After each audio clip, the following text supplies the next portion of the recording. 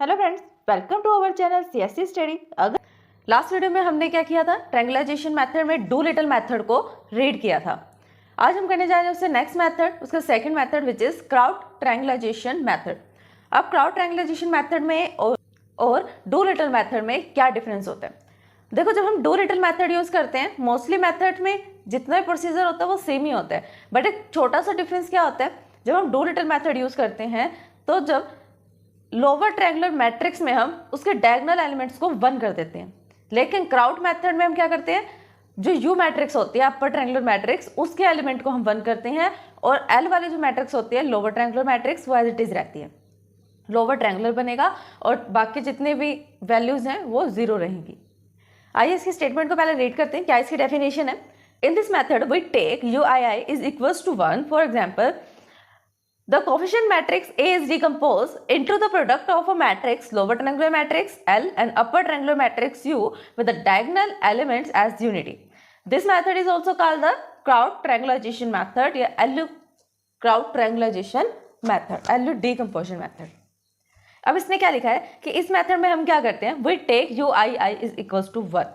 अब जो UII वाले सेम डायगोनल के जो एलिमेंट्स होते हैं उनको हम 1 कर देते हैं। यहाँ पे भी आई है, यहाँ पे भी आई है, मतलब दोनों वैल्यू सेम होगी।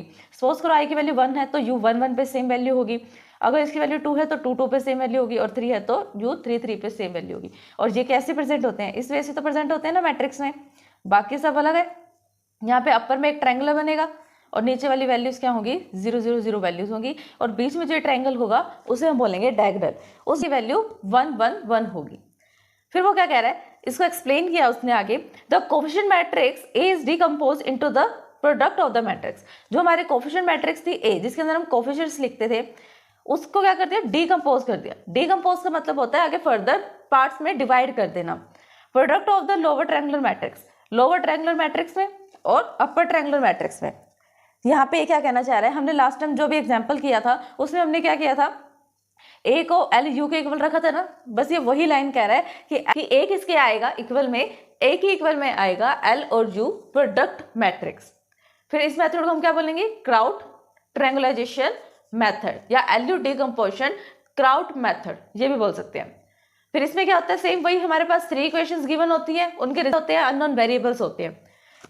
इसके अंदर भी कौन सी फॉर्म गिवन है, A X is equals to B, कि ए एक्स किसके इक्वल आता है, बी के। ये वही फॉर्म है ना, देखो ए वाली वैल्यूज, ये वाली वैल्यूज है, ए वाली वैल्यूज में कोफिशिएंट लिखी है, एक्स में हमने अननोन वेरिएबल्स को लिखा है और बी में रिजल्टेंट्स को लिखा है। अगर आप ए को मल्टीप्लाई कर दोगे एक्स के और उसको बी के इक्वल रख दोगे तो सेम यही इक्वेशन क्रिएट हो जाएगी, इसलिए इसकी फॉर्म क्या है, A X is equals to B है।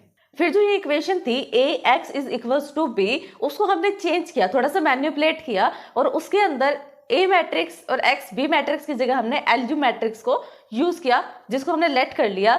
Now we express the coefficient matrix A. अब हम ए मैट्रिक्स का यूज नहीं करेंगे, ए मैट्रिक्स की जगह हम किसी और मैट्रिक्स का यूज करेंगे। वो क्या होगा, A is equals to L U. हमने लेट कर लिया कि ए जो है वो एल यू मैट्रिक्स के इक्वल है। एल मैट्रिक्स ये है, इसके अंदर क्या होगा, लोअर ट्रायंगुलर बनेगा, बाकी सब वैल्यू 0 होंगी। यू मैट्रिक्स में क्या है, अपर ट्रायंगुलर बनेगा, बाकी सब वैल्यूज तो 0 होंगी, लेकिन इसका जो ये डायगोनल एलिमेंट्स हैं वो 1 होंगे। इतना समझ में आया। फिर नेक्स्ट स्टेप बिल्कुल सेम है, डू लिटिल मेथड की, सेम डू लिटिल मेथड की तरह ए किसके इक्वल है, एल और यू मैट्रिक्स के मल्टीप्लिकेशन के इक्वल है। तो यहाँ एल मैट्रिक्स लिखी और यू मैट्रिक्स लिखी, अब हम इसे मल्टीप्लाई करेंगे।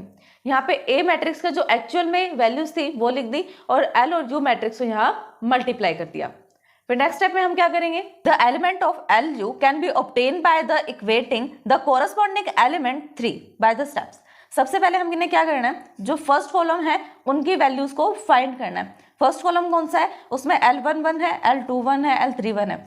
जैसे हमने last time do little method में इस इक्वेशंस को सोल्व किया था कि मैट्रिक्स के इक्वल में एक अलग से मैट्रिक्स हो तो वैल्यूज को कैसे फाइंड करें, जो भी कोई हमारे पास एलिमेंट होगा उसके कॉरस्पॉन्डिंग में सेम पोजीशन में एलिमेंट को फाइंड करो, तब आपके लिए क्या हो जाएगा, वो इजी हो जाएगा कंपेयर करना और इजी हो जाएगा आंसर को फाइंड करना। अब L11 के कॉरस्पॉन्डिंग में क्या है, A11 है, A11 है तो ये इसके इक्वल है। L21 के इक्वल में क्या है, A21 है। देखो सेम आ रहा है ना वैल्यू, L11 और A11, 21 21 31 31, देखो ये कॉरस्पॉन्डिंग वैल्यूज को कनेक्ट कर रहा है। फिर नेक्स्ट वाली वैल्यू क्या आएगी, फर्स्ट रो में L11 U12 is equals to A12, देखो ये वाली वैल्यू मिल रही है A12, मतलब ये कोरोस्पॉन्डिंग एलिमेंट से रिलेट कर रहा है। अब U12 की वैल्यू निकालनी है, कैसे निकालेंगे? A12 को डिवाइड कर लेंगे L11 से, क्योंकि L11 की वैल्यू हमें पता है। फिर ये इसकी वैल्यू आ जाएगी। फिर यहाँ पर L11 U1 की वैल्यू निकालनी है, किसके इक्वल है? A13 के। इसकी वैल्यू इसलिए आप निकाल लोगे। फिर सेकंड कॉलम में हम जाएंगे। सेकंड कॉलम में हमें किसकी वैल्यू निकालनी है? L21 U12 plus L22 is equals to A22, value निकल जाएगी। फिर L31 U12 plus L32 A is equals to 32। मतलब ये जो लेफ्ट साइड वाली इक्वेशन होगी, राइट में कुछ ना कुछ ऐसा एलिमेंट होगा लेफ्ट में कि वो राइट से रिलेट करे। जैसे इसमें कौन सा एलिमेंट है? L22 है। इस इक्वेशन में कौन सा एलिमेंट है? L32 है। फिर नेक्स्ट सेकंड रो में हम जाएंगे, यहाँ पर कौन सा है? A23 है, यहाँ पर U23 है। मतलब कोई ना कोई एलिमेंट तो ऐसा है ना जो राइट को लेफ्ट से रिलेट कर रहा है। इसकी वैल्यू भी निकल जाएगी easily. L21 U13 plus L22 U23 is equals to A23। Compare करना है कोरस्पॉन्डिंग एलिमेंट को थर्ड रो में, थर्ड रो वाली भी निकल जाएगी इजिली। यहाँ पे कौन कनेक्ट कर रहा है? L33। नेक्स्ट लाइन में वो क्या कह रहा है कि does all the elements of L and U are known as to us. ये पता लग गया कि L और U के जो एलिमेंट्स हैं उनकी वैल्यू क्या है। U मैट्रिक्स की वैल्यूज पता लगी। अब हम नेक्स्ट लाइन में उसको क्या करेंगे? वैल्यूज को पुट कर देंगे। Number 1 is equals to AX is equals to B can be written as. यहाँ पर अब AX is equals to B, जो गिवन में हमें सिंबल दिया हुआ था, एक्सप्रेशन दिया हुआ था लाइन ऑफ इक्वेशन का, उसको हमने मैनिपुलेट किया था। L U के इक्वल है, यही लेट किया था। अब हम क्या कर सकते हैं?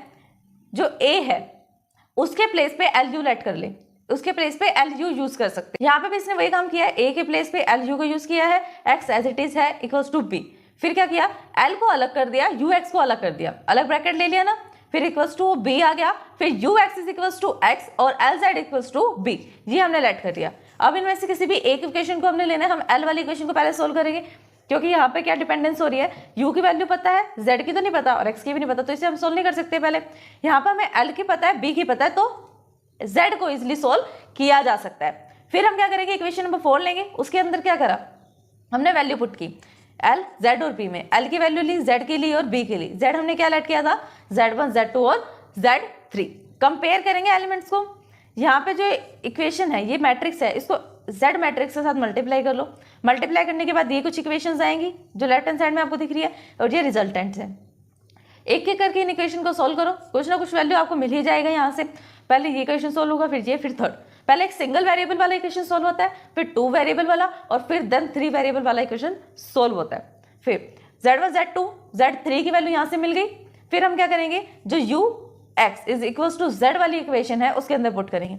U की वैल्यू पुट करी, X की करी और Z की करी। पुट करने के बाद क्या करा? कंपेयर करा एलिमेंट्स को। यहाँ पे भी सेम काम करना है, U वाली मैट्रिक्स को X वाली मैट्रिक्स के साथ मल्टीप्लाई करना है। लेफ्ट हैंड साइड में आपको ये दिखेगा, यहाँ पे देखो डायरेक्ट यहाँ पे मिल रहा है ना, इक्वल में वेरिएबल X3 की वैल्यू डायरेक्ट मिल रही है। यहाँ से X3 की निकालो, यहाँ पे पुट करके X2 की निकल जाएगी। फिर 2 और 3 को पुट करके X1 की वैल्यू फाइंड आउट हो सकती है easily. Solving the above equation we obtain the values of X1, X2 and X3 which can be the required solution of the given system of the equation। इसमें एक simple सा बात क्या बोलना चाह रहे हैं, वो कैसे हम इक्वेशन को सोल्व करते हैं? हम मैनिपुलेट करते रहते हैं। एक चीज से दूसरे की वैल्यू निकालेंगे, दूसरे से तीसरे की, तीसरे से चौथे की, ऐसे निकाला ना हमने। एक ही जगह LU रखा, LU में क्या करा? L और U की वैल्यू पहले फाइंड की, फिर वापस से मैनिपुलेशन करके हमने वैल्यूज को एक्सचेंज करके पुट किया। एक ही जगह LUX रखा, फिर L को अलग करा, UX अलग करा, UX को Z लेट करा, फिर LZ को B लेट करा। वापस से हमने क्या करा? LZ is equals to B करा, वहां से Z की वैल्यू ली, फिर UX is equals to Z किया, यहाँ से X की वैल्यू फाइंड की। मतलब हमने डायरेक्ट X की वैल्यू फाइंड नहीं की, इतना सारा मैनिपुलेशंस को हमने, इतने सारे स्टेप्स को हमने फॉलो किया, तब जाके हमें X1, X2, X3 की वैल्यू फाइंड हुई।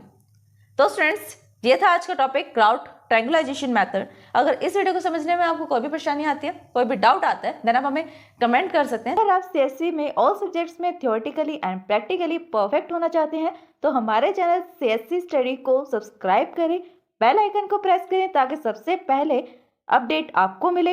वीडियोस को लाइक, शेयर, सब्सक्राइब करना, कमेंट करना ना भूलें।